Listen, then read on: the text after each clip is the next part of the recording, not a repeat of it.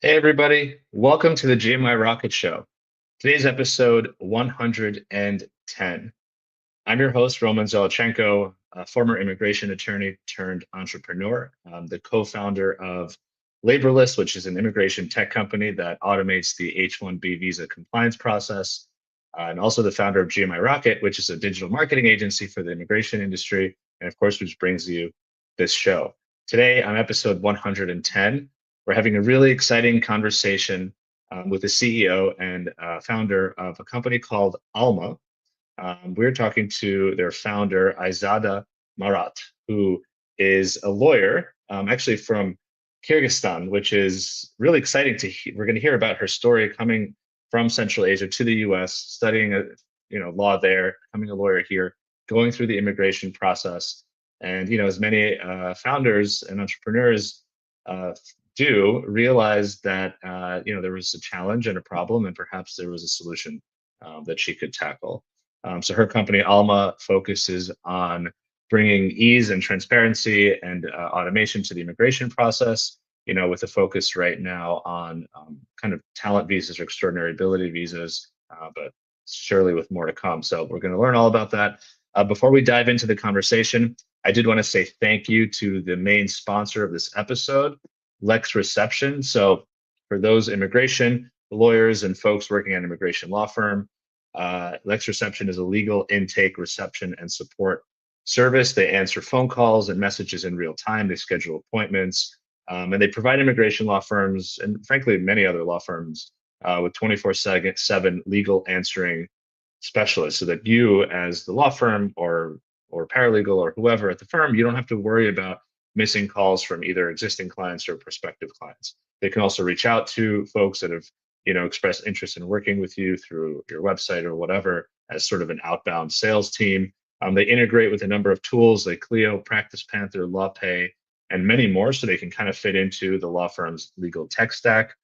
And for listeners of the GMI Rocket Show, Lex Reception offers $250 off their first month of service. So check out the link in the show notes and follow that link to learn about Lex Reception and get that discount. So thank you to them. And more importantly, perhaps, thank you, Aizada, for being here. And I'm so excited to, dive into your story and learn about Alma. Hello, and thank you so much for having me. Super excited. Watched a couple of episodes, so I knew about this podcast before you invited me, so super excited to be here. That's amazing. That was always my goal, sort of to create a space where we immigration tech founders are celebrated, and where people like kind of care about our stories, because I think it's a really important industry. It's a really consequential industry, but the mainstream tech kind of media doesn't really look at our space too much because whatever, they love SpaceX and Tesla and Google and all the like big multi-billion dollar companies. But I think the work that we do is really important and really interesting. And of course, the founders are fascinating. Most of them have an immigration story and something that really ties them to the work. So thank you for being here. So let's start there.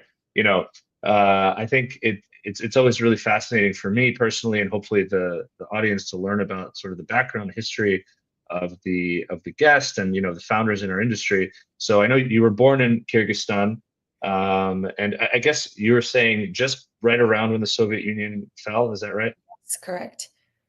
Yes. So Yeah, I was born in Kyrgyzstan.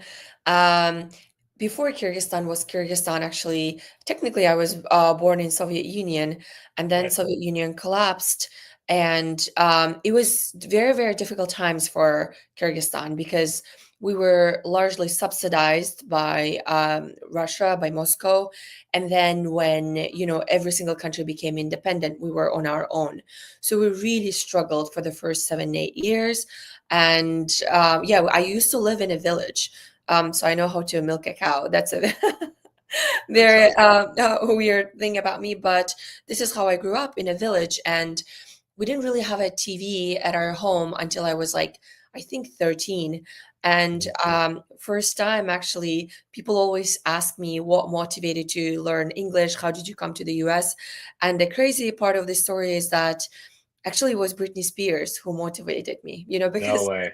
Yes, I was watching this music video of her, Hit Me Baby One More Time. Of course, Hmm. I didn't understand the lyrics. I knew nothing, right? And not a single English word. I was watching that video and I was like, oh my God, what I paid attention to was the school, this beautiful school, kids wearing uniforms, and then there's a gym and they play basketball.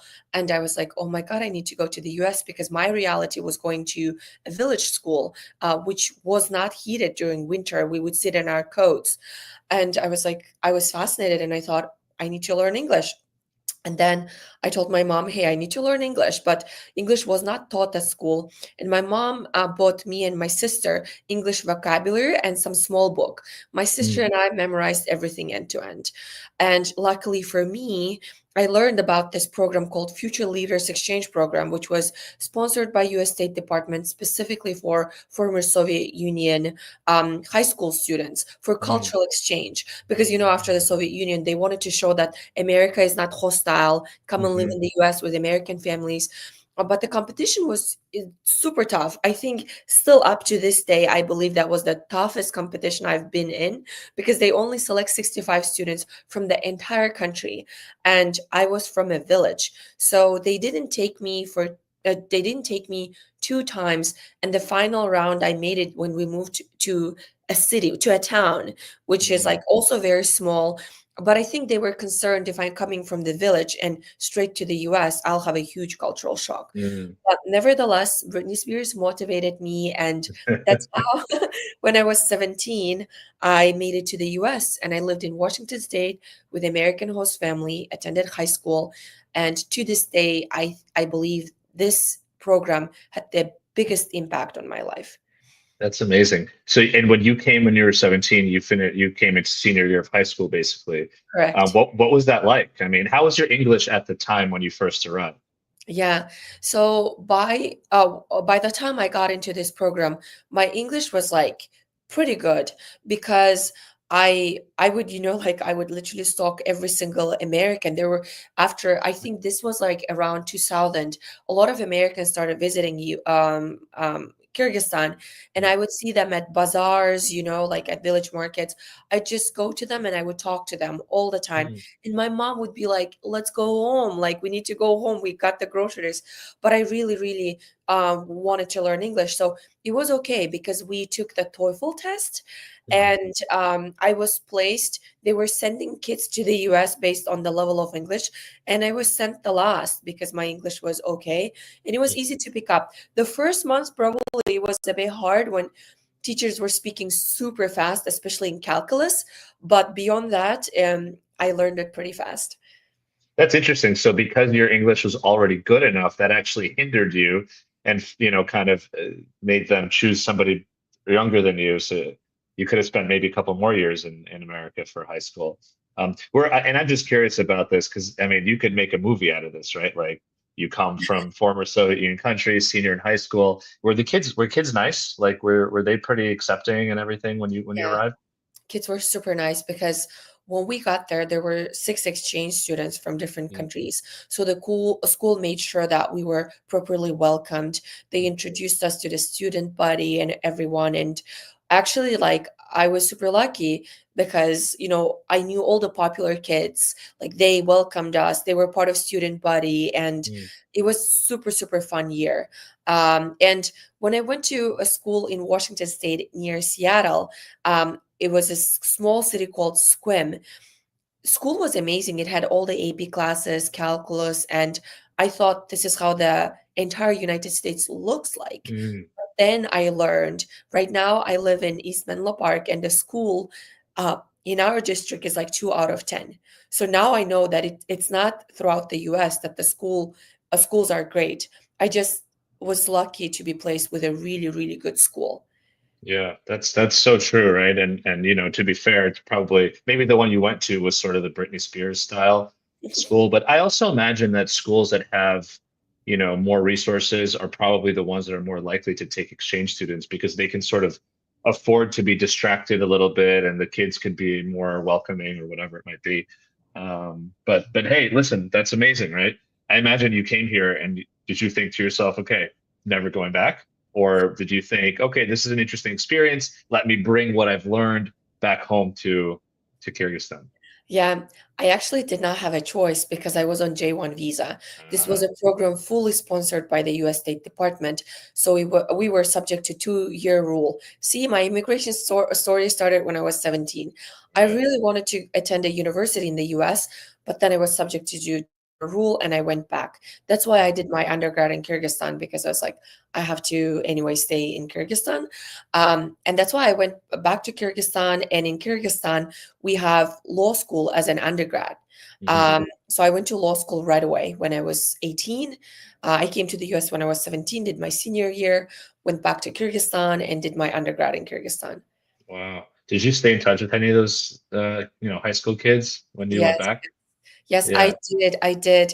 I have some close friends, and yeah, to the earlier point I was saying is that school was really, really good. So Yeah. sometimes I follow their career path, and they've done well. Mhm. Despite that, it's a super small town in the middle of nowhere in Washington. It was beautiful, of course, and they've done well because the school was pretty good. Is it public school or was it a private school? It was a public school. Mm, I overall learned that Washington State has really, really good schools mm, as compared to like California, although I'm always impressed with this in a negative way because California is the fifth largest economy in the world by mhm. GDP. And yet look at the schools like in my neighborhood. And I don't understand how it works, like where all the money is going. Yeah. Yeah, I mean, listen, this is why, I mean, we just came off of a US presidential election, but the local elections are really important. And they always mention this every election cycle. You want to know where the money's going? Look at who's distributing, resources around city, around education, taxes and all this stuff. So, yeah, it's a great question. But listen, I will say this because we're in the immigration industry. I think we rightly have the ability to and opportunity to change things in America and criticize things in America and analyze them. But I think overall, even when there's disparity and you could live in a rich town, but then have a really, lower income school, at least we have the opportunity to make change here. And we have the opportunity to vote for somebody new or try. It's not going to happen immediately. And yes, the kids that are there now, let's say, would not benefit from policy that's enacted in 4 years. But big picture, this country is still amazing from that Oh, perspective. for sure. This is a country, it's United States to me is a land of opportunities because doing what I'm doing now, having raised 5.5 million for our startup, I just I couldn't have done it in Kyrgyzstan. I just couldn't have. And in the United States, who am I to the United States? Like, an immigrant, yet I have all the opportunities that are available to everyone in the United States. So that's why I think it's a land of opportunities and the ceiling is so high. That's what I love about United States. Yeah, and that's the point. You say, "Who am I?" It doesn't matter. That's the real answer. It doesn't matter who you are. All that matters is what idea do you have? What are you willing to do with that idea? How much effort are you willing to put in? That's all that matters. It doesn't matter what family you're from, what's your background, what's your ethnicity, how much money you have, none of that stuff. Exactly. Overall, I mean, yes, sure. In some places, they would favor one versus the other, but overall, the opportunity is there. Okay, so you went back to Kyrgyzstan, after your J1 to do your cultural exchange. By the way, because I don't know, I'm trying to think if I ever had a J1 visa holder on the show. I can't remember off the top of my head. But so the purpose of that is cultural exchange. You come here, you learn about English culture, you learn or American culture, you learn more English, etc. And then the idea is you go back and you somehow share it with your Yes. community. Do you think that that happened at all? I mean, did you tell people what it was like? I mean, I'm just curious, like, did the program work in that from that perspective? Yeah, it actually did because after you go back to Kyrgyzstan, we engage in a lot of like community projects. Mm, We go around schools and we talk about Flex program to high school students, and we also tell them about our experience about the US. We mm, show photos and we explain that, well, America is not hostile as the Soviet Union has been mm, portraying it, and how our experience has been. Because, it's like a lot of former Soviet Union countries, they're like, traditional in a certain way, conservative certain way, and then they think that, oh, they go to the US, they're going to convert our kids, they're going to do something to them. So we come back normal, and then we say like the experience has been great, and it's beyond just like cultural exchange. You just learn so much from the educational perspective, and overall, for your future, like your English is fluent, and all the benefits that come along. Because as part of future literacy exchange, there was also competition inside, where they took us to the Senate. And back then, we've met all the senators. I saw Obama, Hillary Clinton. That was in 2005. Mhm. So, I mean, that was an amazing experience. So that's how we basically would go and contribute back, and we would explain, because Kyrgyzstan is a poor and developing country, we would say, like, if you're coming from a poor family, this is your one opportunity to go to the US and study in the US for free. You just have to study hard, you just have to push, and then, like if you make it, you go for free. Because I don't think my family could have ever afforded to send me to the United States, and here I was, in the United States, experiencing this beautiful country. So it did work. We would go back, and every year they would send around 65 kids. And the program has been continuing for more than 20 years. So there are enough of us in the country that would share about our positive experience. And yeah, and now I think, of course, is like the countries, Kyrgyzstan developed, and people can afford to send their kids to high school to the US through other exchange programs. But up to date, this program, Future Leaders Exchange, stays one of the most competitive Mhm. programs in Kyrgyzstan. That's amazing. That's really great to hear. It's nice to hear that these programs work, and that there is exchange of ideas. And also, to be fair, you met kids that would never have met somebody from Kyrgyzstan. They learned about, I'm sure, your culture and, your background, milking cows when you were a kid. That's probably so fun to them. Yeah. And if you can't, I always feel that it's so important to travel around the world and go to different countries, and especially go to countries that are different from yours. So going from America to the UK, sure, it's interesting, but substantially not a very different lifestyle. But going from, America to a small village in Kyrgyzstan is quite different. And to be able to see that is really important. If you can't do it personally and see it firsthand, having that come to you and learn about it, I think is also really important, especially in the youth. Yeah, I totally agree. I totally agree. It's broadens your perspective. Even in the United States right now, we see there's a lot of division, right? People don't understand each other. They struggle to see other side's perspective. So I think that's what really the program taught me, Mm, because future leaders exchange, and they always would teach us to be flexible, because you come from Kyrgyzstan, and they would teach us, hey, like if someone is offering you some food and you try it, you don't like it, say, oh, interesting, it's different. Don't mm, say it's bad, mm, like try to understand other people's perspective and where they're coming from. So I think it's like that program actually helped me to be more flexible and mm, adjustable to different circumstances. That's for mm. sure. That's a really interesting perspective. So tell me, before you came back to the US to get your LLM, you obviously studied law, you got your bachelor's of law in Kyrgyzstan. Just out of curiosity, and we don't have to go into this for too long, but what was it like, being an attorney and practicing law in Kyrgyzstan? Were you focusing on local matters? Was it sort of international in scope? Yeah, it was all local. Mm, It was all local. I studied law, and after I graduated, I practiced law at a law firm for almost I think like around 2 years.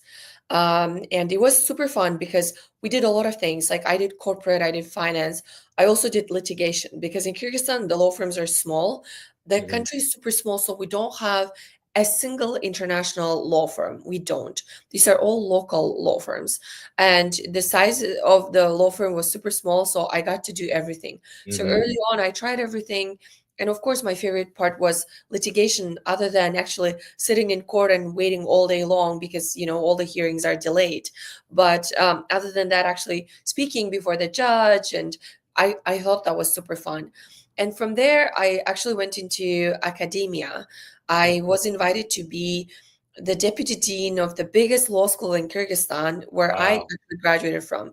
And that was partially due to the fact that I knew English.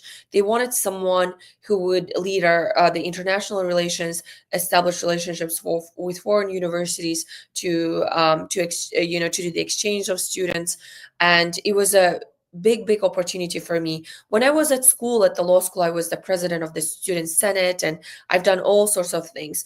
So I was very much involved with the school already. And then they saw this and an opportunity to invite me to be a deputy dean. And I was the youngest deputy dean in the country. I was going to ask, how old were you at the time? I think, like 23 and about to turn Wow. 24. This was an insane experience. All of a sudden, I managed like around 300 people. All of us. I was so young, and the school was pretty big. We probably had around like maybe 2,000 students Mhm. at the law school. So it was also pretty big. It was part of the university that had 40,000 students. So it was big, and I had managerial functions very early on. I loved the experience, yet I felt like, well, I'm an attorney, I still have to practice law. And Mhm. this is when I decided to apply for my master's. But when I Mhm. was also in Kyrgyzstan, I was politically active. I was part of a political party. I ran for the city parliament. So I was doing a lot of things when I was very young, because Mhm. ultimately I wanted to still I want to go back to Kyrgyzstan and work for the government. So with that aspiration, when I was 23, 25, because I had pretty high level position in the country, and Kyrgyzstan is super small, it's like 7 million, and the capital city was like around 1 million. So of course my law school was the oldest and the biggest, so a lot of people knew me. So I used it as a platform and then to run for the city parliament. Our political party did not win. It was a political party of people who've studied abroad, lived abroad, and we wanted to bring about the changes to the country. Mhm. But Mhm. maybe it was very early because the country wasn't really ready for Mhm. English speaking, foreign educated people. They thought we were probably like, agents of other countries. I don't know. Yeah. Right. But Right. that's like a common narrative in our former Soviet Union countries, right? But I truly, genuinely wanted to do something for the country. Yeah. And then I realized, okay, I'm very young. People are not going to take me seriously. I need to have some solid credentials. And that's how I decided to apply to Harvard Law School for Mm. my master's program. It's unbelievable, right? Because on the one hand, from your perspective, you went out, you saw the world, you saw what's possible, and in your mind, I'm assuming here, you're not trying to come back and change the culture of your home country. You're just trying to kind of inject some of the things that you've seen work in other places. A different perspective, a different educational, narrative, a different a little focus on English, whatever it might be. But I can understand. I mean, I was born in Ukraine, and it's the same thing. I always think about how we moved here in 1990. I was 2 years old, but the Cold War still hadn't fully ended, and so we show up here with this like Russian accent, and meanwhile 5 years ago everyone was hiding under their desks, preparing for potential nuclear attack, and people were kind, and they were understanding. Of course, it's New York City, but still, but this was it was very raw, and so I can fully understand people, you coming back and say, oh wow, you've studied in America, you think you're better than us and you want to change, and Exactly. whatever. But There it's is a gap. it's Exactly. There is a gap that's like that's people's perception, because they think that we're better, so we want to impose some Western views and values and whatnot. But in reality, we just saw how systems work, and we want to make sure that, like, government works well. But overall, that was a great experience, and I don't regret it. It was a great experience. It also taught me a valuable lesson that I was too young to run for the government, that I need to have more experience, credentials. And yeah, that's how that so part, so chapter of my life ended. so let's talk a little bit about chapter two. You applied for you wanted to get your LLM, get back into legal practice. You applied for school, you ended up at Harvard Law School. So is that a 1 year program? Yeah, it was a 1 year program. And because it's a 1 year program, it was tough, because there's really no soft landing. Because if it's 3 years, then first year you're like, okay, I'm gonna learn everything. Like, I understand things. I go do my summer internship. But for us, it was like 1 year, and then go and find a job. So Nice. like first semester it was all about, oh my God, I hope I get good grades. I hope I don't fail. So it's like studying a lot because everyone is studying a lot and you pressure just to study a lot. And then the second semester you chill because you're like, okay, I got good grades, everything is fine, I'm not failing. And then you're like, okay, now I need to find a job. And you also want to network because at Harvard Law School there were always constantly different events happening. Literally Joe Biden was there, and I remember like I had to study for an exam and Joe Biden was there, and I was like, okay, I'll go to Joe Biden's event, so I just went there because I was like, okay, it's a once in a lifetime opportunity. There are like literally 40 people sitting before Joe Biden. He was a vice president then. Right. So there were a lot of opportunities. And unfortunately, I couldn't, for example, take classes at the Harvard Business School because it was just so busy. Plus, I needed to find a job. And you as an immigrant, you have 1 year of OPT. You also have to study for the bar exam. So it's a very, very 1 year, the intense 1 year. Mhm. That's what I can tell about the program. Mm. That's really good. That's really good feedback too, because along at the same time, you're coming in and you presumably don't know many people, if anybody, and you're going to meet your fellow LLM students, but you're all in the same boat. Nobody knows anybody. Exactly. So yeah, how do you study and how do you go to job fairs? How do you network and make friends all at the same time? And worry about sort of the now, and also worry about the 1 to 2 years ahead of you. It's a challenge. Yeah, for sure. And I think the visa situation was the biggest challenge because, the H-1B lottery for law firms, they would all tell us, hey, we basically invest a lot in you. First year, we're training you. So we train you and you don't win an H-1B, your OPT expires. It's not a good investment for us. Mm. And I totally understand that, right? And also, when I graduated from Harvard Law School, I still had this aspiration to work for the US government because I thought I'll work for the US government. I work a couple of years and then I go back to Kyrgyzstan to bring changes. But I interned for the New York City Mayor's Council, Mm. their legal department. And then I also wanted to work for the Senate. And it didn't happen. The Senate didn't happen, although I had some classmates who did JD, and then they had they had some connections there, but they were like, you don't have a green card. You're not going to pass the screening. Like, it's not Right. going to work. And so this is when, with all of this visa struggles, I went to work in London for the European Bank for Reconstruction and Development because this is a supranational entity. They don't really care about visas. They just put a stamp on your passport saying visa exempt, and that's it. Uh, Really? yes, and you're not subject to, like, from the employment perspective, to the laws of United Kingdom, but of this organization, because European Bank for Reconstruction and Development is just like World Bank and IFC. They kind of like this quasi entity that is like above the government that they're that on the territory they're located in. And yeah, so I worked at the EBRD for 2 years. And EBRD is an interesting organization because they work with a lot of former Soviet Union countries, developing countries. But this was after I graduated from Harvard Law School 2015.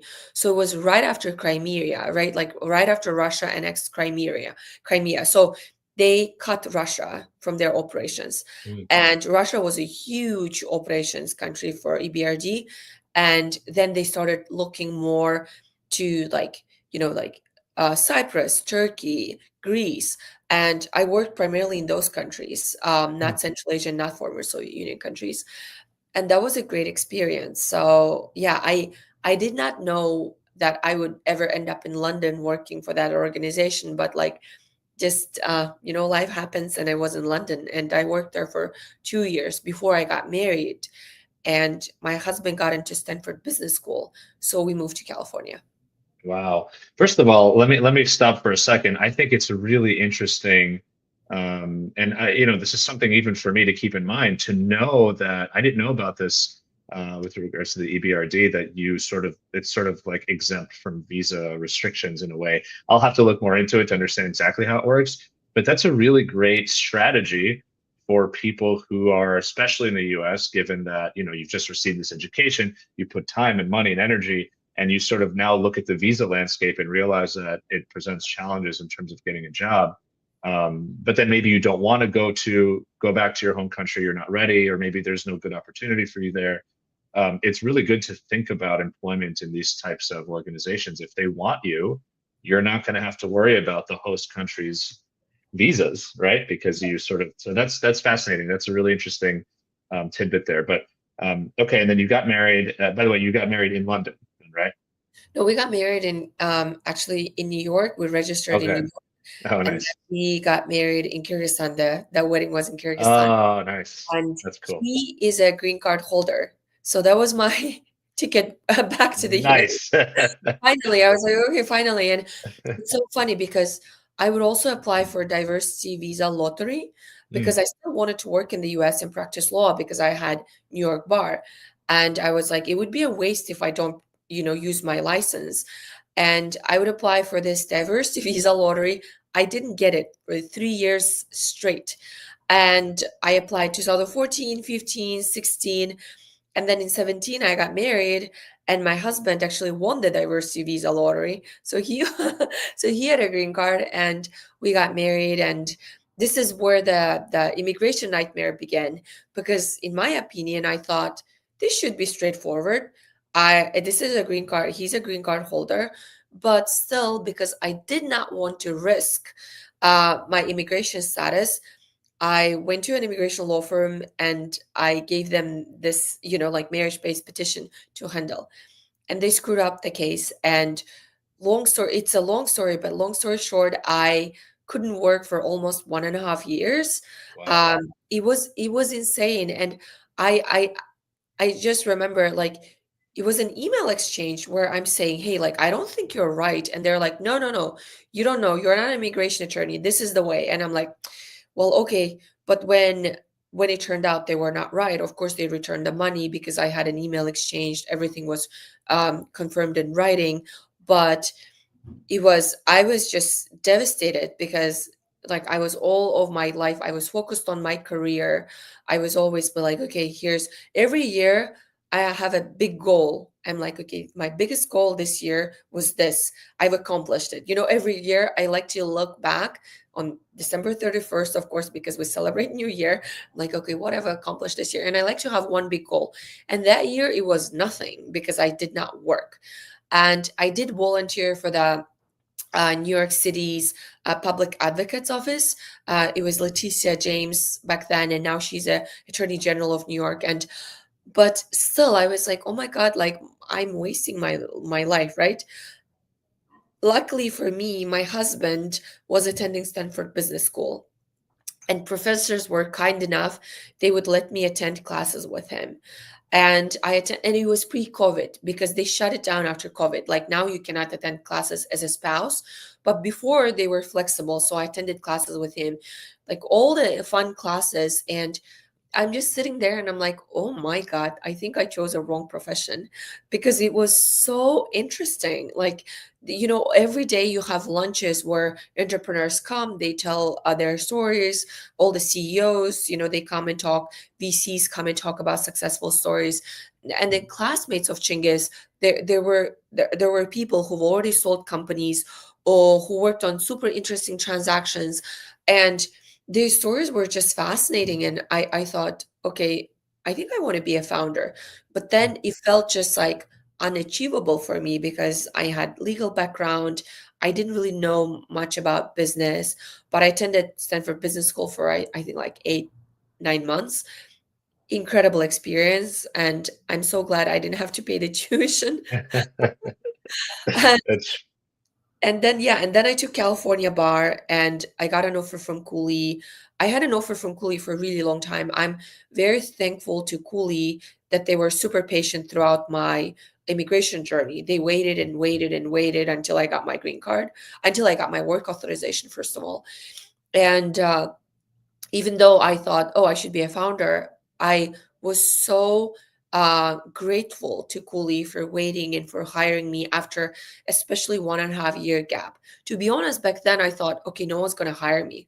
1.5 years. Like, first of all, they cannot ask the reason I was unemployed. So I had to bring it proactively because I was Mm, concerned that I don't know, do they think like something happened to me? mm, Like, what was the reason, right? So I was super, super grateful to Cooley. And mm, as a result, I stayed there for 3 years mhm, before I made a pivot and joined McKinsey as a consultant because I loved my boss as well. My partner at Cooley, John Hale. Hello, John, if you're watching this. He hired me. He's been one of the best bosses I've had in my life. So supportive. He also invested in Alma once I started it. He's been just one of the biggest supporters in my life. So lucky I have met him and I worked closely with him at Cooley. An entire team at Cooley. What I really love about Cooley is the culture of the firm. Of course, it's super intense. Like, you work a lot. I worked majority of my Sundays throughout 3 years. I think for mhm. the first 2 years, I didn't take any vacation. Also because like it was COVID happening, whatnot. And first year, Yeah. I didn't want to take a vacation because I was like, I need to build my hours. I need to get my bonus. I need to make sure everyone's happy. Second year, I was like, maybe I can take a vacation. And then COVID hit. Right. But overall, I'm very, very thankful to my boss and to all the people who treated me so well while I was there. And when one lesson, big lesson I learned is that work can be tough, it can be intense, it can be long hours, but if you have great relationships at work, you just hold on to such job. You're like, I mean, my boss is amazing. I remember, like, if I send out something at 2 a.m., the next day John would call me in the morning and would say, like, I don't want you to see an email from you at 2 a.m. Like, Mm, go to sleep. Like, if you're yeah. doing work until 2 a.m., don't come to work at 8 a.m. Like, Mm. sleep. I just felt like he genuinely cared about me. So that's how I think, that's one thing I learned. Treat people very well so that, like, they won't leave you. Yeah, yeah, that's a good life lesson. That's also, amazing from so many lessons there to pick up on. I mean, again, if for people who are either listening or going through this challenges of getting their work authorization in the US, number one, to your point, being proactive in terms of and honest about it. And the right employer, to your point, will recognize that they want you and that you're trying. This is not your fault. You're doing your best, and they will hopefully wait for you. And then to your point, the payoff of that is huge, right? I mean, you're loyal. You were loyal when you were there. You were grateful. You probably did amazing work, and did really good quality work. And then you maintain those relationships. And now, if I'm listening to this and I'm deciding, do I go to Cooley or do I go to some other firm? And I hear this conversation, I'm going to Cooley, right? So that's really really great. It's a great lesson there. But before we move on, because I want to talk a little bit about how you kind of went from you had this really interesting experience and how you went from this to thinking I am ready to start a business, right? Because I kind of resonate with that too. Before we do that, I just wanted to take a quick pause and thank the second sponsor of this episode, which is DocketWise. So you kind of made a point about you had a challenge with a law firm, an immigration law firm that kind of screwed up your case a little bit, and there could be a number of reasons for that, but honestly, a lot of times, some of the reasons that cases get screwed up is disorganization with the firm. And so, I'm grateful for to DocketWise for being a sponsor of the show. They are one of the biggest immigration case management systems. They were built by an immigration, co-founded by an immigration lawyer. And so, for those who are watching who don't know, DocketWise basically is an all-in-one case management system and platform. They're one of the first to do really best-in-class immigration forms. They have questionnaires that allow users to fill information in that then populate those forms. They have a lot of integrations. They integrate with LaborList. They were the first company to have an open API. And they have great customer service. They're a really good team. And, I'm grateful for them for support of the show. They also have a lot of content for immigration lawyers, podcasts, blogs, ebooks, et cetera. So, very supportive of the industry. So if you're an immigration lawyer, whether you're looking for case management or you just want to get some good content, check out DocketWise. There's a link in the show notes if you want to check them out through there, or go to docketwise.com. Obviously, if you want to use them, tell them you heard about them from the GMI Rocket show. But if not, there's a lot of great and free resources there. So thank you to them. And to back to you, Aizada, just as a note on that, you know, technology can do a lot in terms of um, making the quality of legal services better. Not because a lawyer maybe is dumb or uneducated or bad, but again, sometimes they miss things, right? Or they're rushing or whatever. And a lot of times that is based on their processes and the tools they're using or the lack of tools that they're using.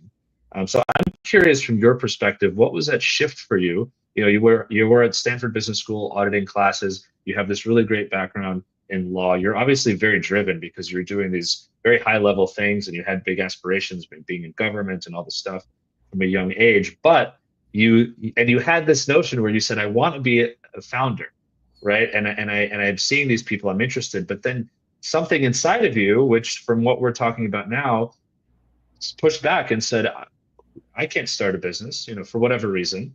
I felt this way too. So I'm curious, what was that shift where you said, maybe I can be one of these people that I heard from at Stanford that started a business?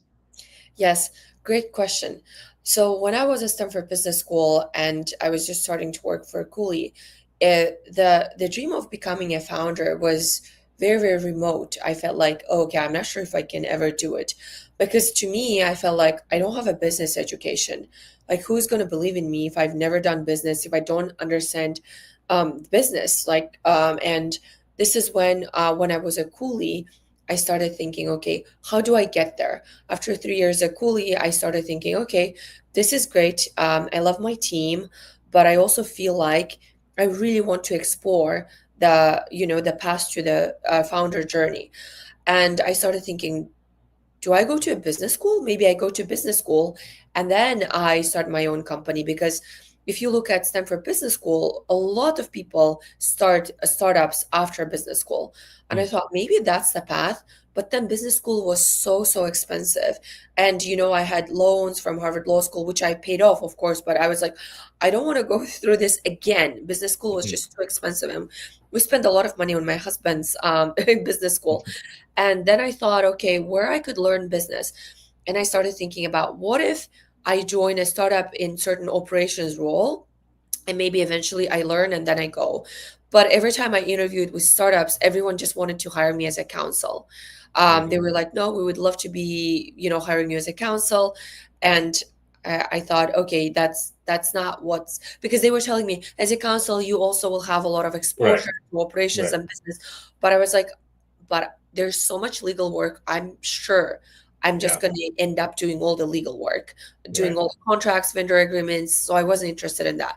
And then I thought about consulting. I thought, oh, maybe consulting is the path for me. And also, consulting would pay me. And I've talked to a couple of consultants. And if you don't have the background, usually the first year, it's all about learning. Like you Hmm. learn a lot because consulting is like, they just throw you into the deep ocean and they're like swim. Right. So basically they're not going to teach you, but you learn a lot of things at work. And I started preparing for consulting, and my husband was super supportive. He prepared me for McKinsey interviews. He would give me cases because it's all about doing cases at the interview. So they give you business cases, and then you have to respond right away. You have to basically solve the business case that they give you.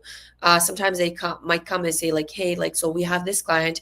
They want to expand into new market. So what do you think?" And then you have to come up with a plan right on the spot and explain why it would make sense. And there was also math part to it. You need to calculate, like, I don't know, maybe like the break even, when they will break even if they make this investment, or like what's the return on investment. And you have to calculate it without a calculator.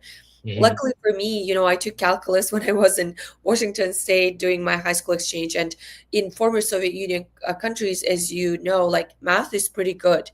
Hmm. So I remembered all the math that I knew from like high school, and I prepared for McKinsey. And I did probably prepare maybe like 1 month or so.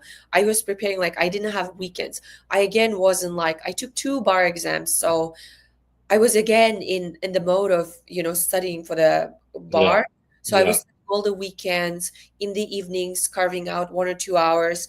And then I probably did around like 50 cases. And then I felt like, okay, I'm ready. They invited me for an interview, and then I made it. So it was huge support of my husband, because he didn't have weekends while I was preparing, because Mhm. he had to give me cases. Yeah. And yeah, I made it to McKinsey, and I was super happy about it, and super grateful to McKinsey as well. The first year was tough, but I learned a lot. I learned a lot. It's like, I've never really done Excel in my life, and they made me do Mhm. Excel, heavy Excel. That was the toughest part at McKinsey, because strategy, doing research, other parts of the things that you do as a management consultant, what was fine. And everyone Sure. was like, oh, you are great at like processing large volumes of information, or you're great at synthesizing information, because they were like, probably because you're a lawyer, like, you're not scared of like doing a very large research, but then you synthesize it so well. And I was like, yeah, because like, you just have to read a lot as an attorney, right? Like, you have Mhm. these long contracts. So legal background was actually helpful. It was not helpful when I had to do the Excel part. Excel. I really struggled with Excel. I remember like not sleeping until 3, 4 a.m., watching YouTube videos, like someone explaining me what pivot table is, because I wouldn't even know what pivot table. So I was like, oh man, I also have to learn this. But it was a great school. And after 1 year, I was more or less confident. Oh, okay, like, I'm doing this. No one is firing me. It's going great. Like, I'm getting some great reviews. Okay, like, this is going fine. And from there, initially, I never, of course, I didn't say this to McKinsey when I was interviewing them, but the plan was to go to McKinsey only for 1 year, and then leave and start my something of my own, or join a startup. Because I thought, if I have an idea, by then I'll start something of my own. If I don't, then I will join a startup. But now in like business development or biz ops kind of roles, and as an early employee of an early stage startup. And at McKinsey, like, I was a bit hesitant, because in 2000, when did I leave? Okay, so last year, right, 2023, there were massive layoffs, right, happening everywhere. And I thought, maybe I should just wait at McKinsey and see what's going to Mhm. happen. But then eventually I left at like 1.5 years mark. And it was when I left McKinsey also, we have this like dinners for Stanford students called Silicon Valley Icons. And I led a track on generative AI. So my husband and I would invite a lot of like founders in generative AI space, VCs that invest in generative AI space. And I wanted to learn as much as possible about generative AI, because I was fascinated by generative AI. I knew that this is going to change everything, especially the legal profession, because I've tried the tool first in 2022, before ChatGPT came out, and it Right. was Copy AI. My husband was using it for work. I was like, what? Oh my God. Like, I could see how it's going to change the future of like, lawyers, management consultants, and all the professions that work a lot with words. Right. And I left McKinsey. I started organizing these dinners, and I started exploring ideas. And given my background, of course, it was in legal. I just was exploring different ideas.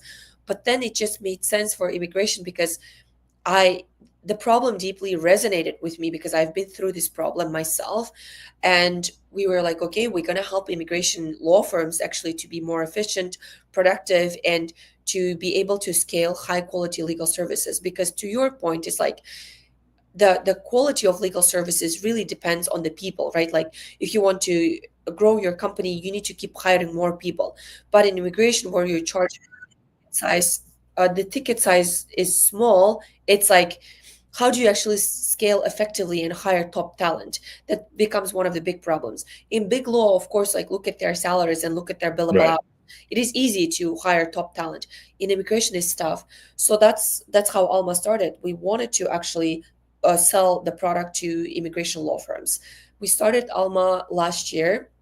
So I think like uh, August, September, I spent talking to a lot of immigration law firms, probably spoke to like 30 immigration law firms, trying to identify their pain points, the problems, what they would pay for. And then in like end of September, the idea was ready. We had a pitch deck, and in October, we incorporated the company. I found my co-founder, and we started fundraising in November, and we got the money in December, and we started building the product. So that's how Alma started 1 year ago. That's so to I mean, it's amazing It's an amazing story. The one thing that's interesting to me that is actually quite different from most immigration tech companies, but is very aligned with a lot of tech company startups, is that you raised the money first and then you started to build the product, which means that you had a pitch to the VCs, before without sort of proving it out, right, by building something on your own. So I'm curious, can you share a little bit about what that pitch was, and then of course, what is Alma today? That's grown out of that Yes, pitch. yes. What we pitched to VCs, we said like, hey, like large language models and natural language processing is going to bring unprecedented productivity and efficiency. At the same time, the adoption by big law firms is going to be slow because of their billable hour business model. It's counterintuitive for them to Mhm. adopt AI because AI says your people are going to be efficient, but you have a requirement to bill like 2,000 hours. You don't want them to be efficient, right? Because like they're charging like $900,000 an hour. You want them to charge a lot. Right. So it was counterintuitive to them. And then we started looking at the areas where, lawyers charge flat fees. And because when you're charging flat fee, it just makes sense for you to use productivity tools so that you become faster and better at what you do. And with that, this is how we pitched, and we said like, hey, we're gonna build a product that makes attorneys more efficient. And because we had this 30 plus conversations with law firms, we had everything like organized, structured, and they could read the notes, the summary notes of after the call. So they saw that like law firms had experienced this pain. We wouldn't how we were doing conducting this customer discovery calls, of course we wouldn't say what we're going to work on. They would just hop on a call and we would ask like, so what's your pain point, what would you pay for, how do you solve it now, those kind of questions. And then at the end we would say like, if we develop a product that solves your pain point, would you pay for it, how much would you pay for it, right? Mhm. So they saw in our customer discovery notes that there was an interest, and they could also reach out to people and confirm. They did talk to a couple of people who wanted to be our early design partners, and they talked to them and they were like, okay, this is a real problem. So that's how we raised the first money. The first money we raised around like 500,000, slightly above 500,000, to build the initial version of the product, which was minimum viable product. And it Mhm. was me and my friend, co-founder Asel. She's a product person. She went to Harvard Business School, worked as a senior product manager at a startup. So we started it together. Both of us were non-technical. So we needed to hire engineers to build the product. Right. And that's Right. how we raised the money, started hiring engineers, building the product. And then we found our third co-founder, who's our CTO now, and we three of us started building the product together. We sold it to immigration law firms early on. We built the product in like 2.5 months. We started selling it to immigration law firms. We had 5, 6 clients. They were using the product, and we did it for like I think maybe like 2, 3 months, and it was super clear to us that we need to pivot and we need to actually become like a law firm ourselves with the technology product. Because I'm an attorney myself, I can own a law firm. So I was like, okay, we should do it ourselves versus like selling to others. Let's do it ourselves. And I also felt like this way we get a faster feedback from our attorneys, because it was our clients were using it and we would always be like, emailing them, hey, can we please talk, can we get your feedback? And it's just, I know they're busy. I mean, they Right. have so many things like, and it's a waste of their time. Versus with us, with our attorneys, they're like, okay, here's the feedback, this is how it should work. And quickly enough we've understood, okay, like we actually want to control the quality of our work. We want to make sure we get faster feedback on our product. And now what Alma is that we say that we are reimagining immigration legal services. We are focused on scaling high quality immigration services. We're focused on delivering legal services super fast. And of course, because myself, my co-founder Sal, and my co-founder Shuo, we're all immigrants. All together, I think we've held like maybe 15 different visas. So we know the pain and we can really resonate with immigrants. Like all of us had their horror stories. So we're like, okay, we want to make it easier for everyone else, because United States America was built, by immigrants, for immigrants. It's a country of building your dreams. So we know that America will be always attracting immigrants, always and forever.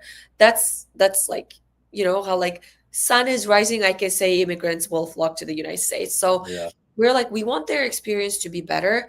And right now we're providing services for not only like extraordinary ability visas, but we've expanded into H-1B, transfer, extension, lottery, L-1s, TN visas. We've basically expanded our services to cover every single visa type.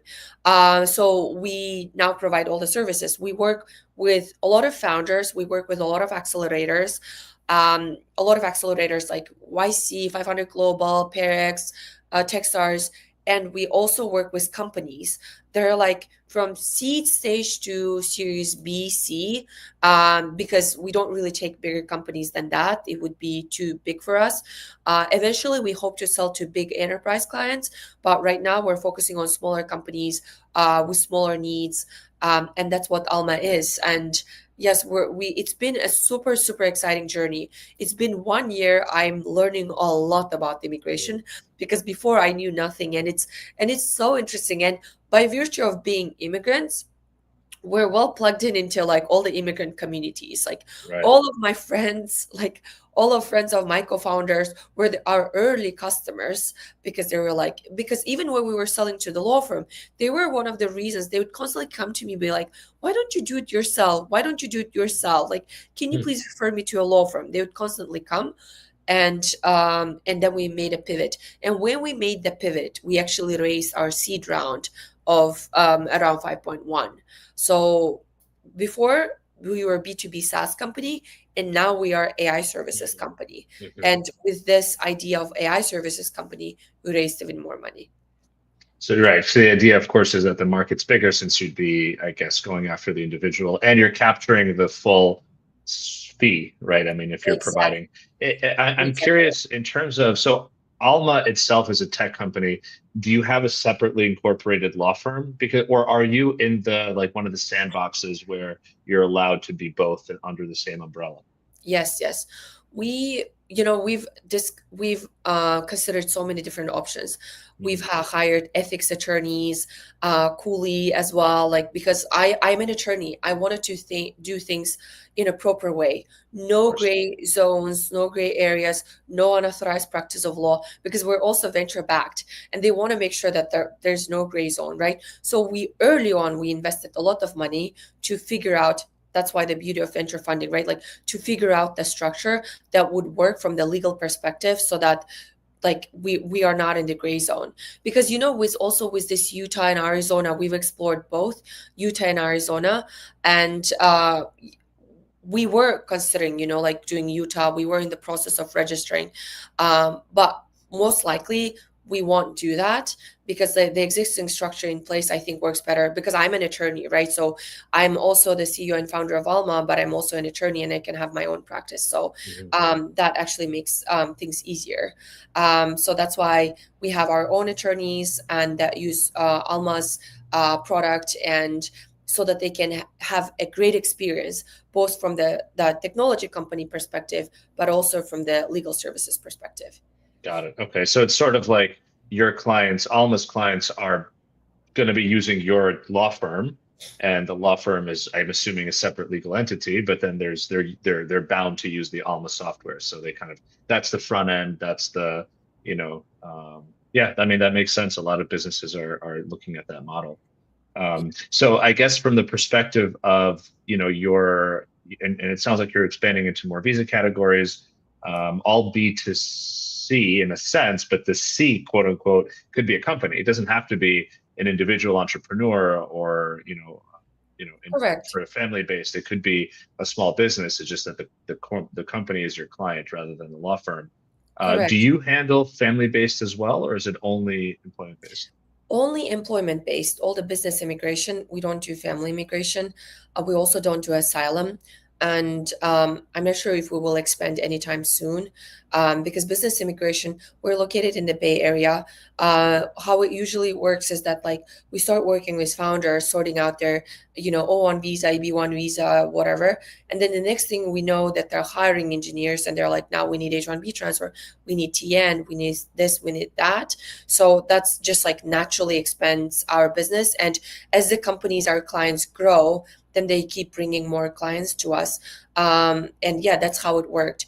But with family based, it's an entirely different category, right? And all our attorneys specialize in business employment based immigration only. So that's why we don't really do family immigration or asylum. Makes sense. And then I guess one of my last questions would be, from the perspective of immigration law firms, watching this or thinking about it. I mean, I guess their relationship with you would be in the event that you're hiring immigration lawyers to join you from that side. What Correct. if a law firm comes to you and says, "I love what you're doing. I love it. I'd love to use it." I mean, are there opportunities, or have you pivoted away completely from that model? Yeah, unfortunately, we pivoted away completely. A couple of Yeah, our clients that we had, um, they didn't really like it because they really liked using our product. But it is what it is. We made a decision for the company and we decided to use our product only ourselves. But luckily, I think there are a lot of companies that are doing what we used to do now. They're offering products to immigration law firms. So usually, if someone reaches out and says like, "Hey, can I try your product?" I just refer to them. I say like, "Hey, there's like many of them, right? Like there was a couple of YC companies. There are many of them. So I'm like, here's the list. Like reach out to any of them. I'm sure you can watch their product demos. But I think ultimately it is the future, right? It's we certain processes just must be automated because to your point, humans do get tired, right? Like I remember myself working at when I'm working at 1 a.m. yeah, I have to wake up in the morning and look at with fresh eyes and coffee because I can make mistakes. Because it's literally when you're typing, you can make mistakes. Versus AI, you can literally pull from the document and put it in the form. And there is going to be no mistake because it just takes the value, puts the value, exactly like in their passport or whatnot. So from that perspective, it's like there machine learning and AI can do some parts of the job work better than the attorneys. But what you can't really automate is that the strategy and building the narrative and understanding clients' situation because large language models and natural language processing as of now it has a ceiling. So we've been working with this for a year, and everyone who's been working with large language models, they can tell you the limitations of memory limitations, the reasoning limitations. They cannot do a lot of things because people might think, oh, AI is just doing everything. Unfortunately, it is not. The reasoning capabilities are not there at all. There has to be another breakthrough.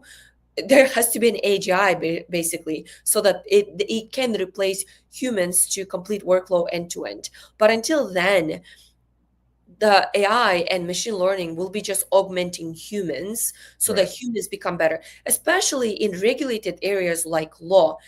I was, there was a report, I think by EY or PwC, where they came up with the list of professions that likely to go away. Guess what? Lawyers were not there. We're all Right. safe because of Right. the liability. You're dealing with very important things, right? So like it's not going to be that AI can do things. No, you as an attorney ultimately have the liability. Your Right. bar license is on the line. So I Right. don't really think that attorneys will be driven out of this like loop, in any area of law. That's the beauty. Same with doctors, same with like accountants, because someone has to sign off, someone has to put their license there, on the line in case things go wrong, because you need to be able to blame a human. You're not going to be blame AI, Right. right?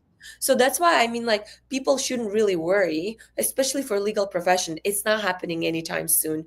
It, like you also work with AI. There are like limitations. I wish they could do better, but they just don't. Large Yeah. language But models. exactly. I mean, unless they plug into our brain directly and get it out of it. But to your point, that's not going to happen for a long time.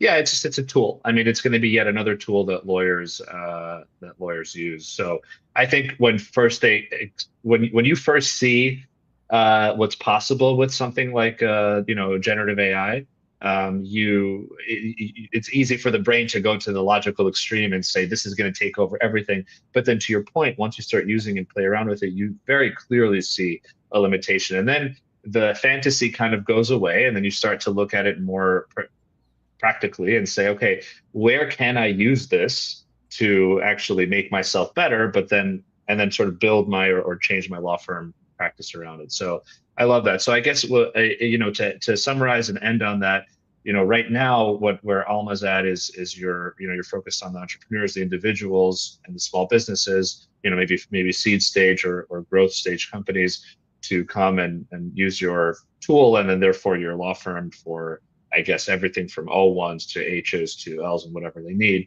And so they get the law firm, and then they get this sort of AI supported front end, right, which is document gathering and organization and drafting and all that stuff.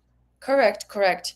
You got it Cool. all right, because like what clients get is the super friendly interface, because they can go on our platform. It's very streamlined. They see exactly what the attorney is doing. Attorney sees what the client is doing. It's very easy to use, and that's where the clients interact with, right? But there's like certain automations like form filling that we've done that attorneys use. So it's on the attorney side. But to clients, it's like what we are able to do, because we have certain like automations in some parts of the workflow, is that attorneys can spend more time communicating to clients, understanding their strategy and building the narrative.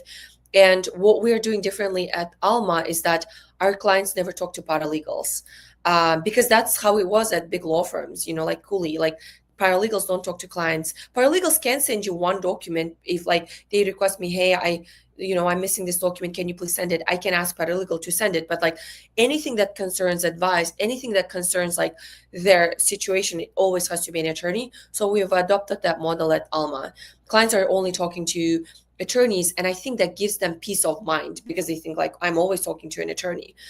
So yes, that's how it's been at Alma. And it's actually, I love working. Like I remember that, like I've been in client services for so many years now, and I actually love it. Like clients being happy, they're getting their O-1 approvals, EB-1 approvals. It just makes me so happy.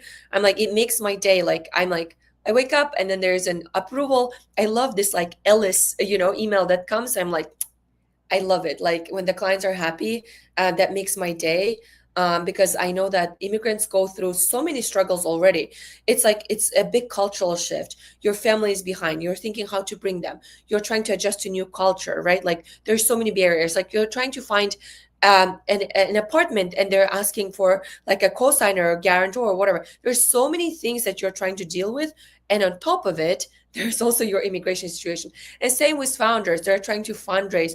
They're trying to like sell their product, build their product, and then there's also immigration. So I'd love to focus on just lifting this burden, and so that they just feel like immigration was easy. So after Alma, they're like, this was easy. I'm like, yes, and I'm glad you never had to experience that bad part of the immigration. Exactly. You built it for your prior self, which is to me the absolute best way to build a company. I love that. Well, Azada, this was great, and thank you so much for sharing your story. And I'm excited for what you guys have built and where you're going. And as one of the, I would say, relatively few immigration tech companies that have fundraised, I think it'll be really exciting to watch and see how that how you guys progress. And so yeah, thank you for coming on the show. By the way, folks can go, I know it's on the screen, but anybody who's listening, try alma.ai. And Alma is ALMA. So tryalma.ai is your website for them to go check it out. Yes, please check it out. We offer free consultations with attorneys to determine your eligibility for different types of visas. Thank you so much, Roman, for inviting me for this podcast. I've watched it before. I was super excited to be invited. Thank you for this opportunity. And I'd love to stay in touch and collaborate with Laborless as well. And yeah, Definitely. looking forward to more tech in immigration to streamline immigration in the United States. Amen. I agree with that. Thank you, Aizada. Have a great weekend. Talk to you You too. soon. Thank you. Bye. What an awesome podcast. What an awesome experience and conversation. Yeah, thank you to Aizada. Thank you to Lex Documents again for being, being the main sponsor of the show. Like I said earlier, it's a legal reception service that provides 24/7 legal answering specialists so that you as a law firm don't have to worry about it. And think about it, as a law firm, we just heard about so much technology from an AI perspective that is helping firms be more productive.